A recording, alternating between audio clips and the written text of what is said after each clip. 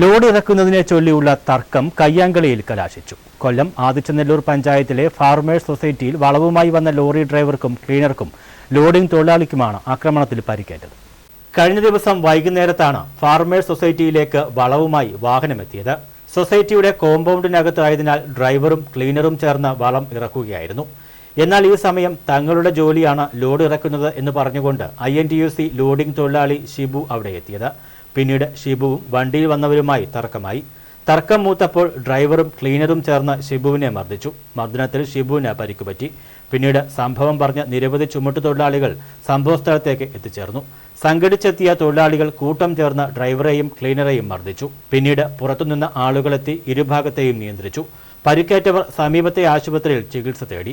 പിന്നീട് ഇരുകൂട്ടരും പോലീസ് സ്റ്റേഷനിൽ പരാതി നൽകി. പോലീസ് സ്റ്റേഷനിലെത്തിയ ഇരുകൂട്ടരും രമ്യതയിൽ പിരിയുകയായിരുന്നു. ഇരുകൂട്ടർക്കും കേസില്ലെന്നറിയിച്ചതിനെ തുടർന്ന് ചാത്തന്നൂർ പോലീസും കേസെടുക്കാതെ ഇരുകൂട്ടരെയും വിട്ടയക്കുകയും ചെയ്തു. ന്യൂസ് ബ്യൂറോ, കൊല്ലം.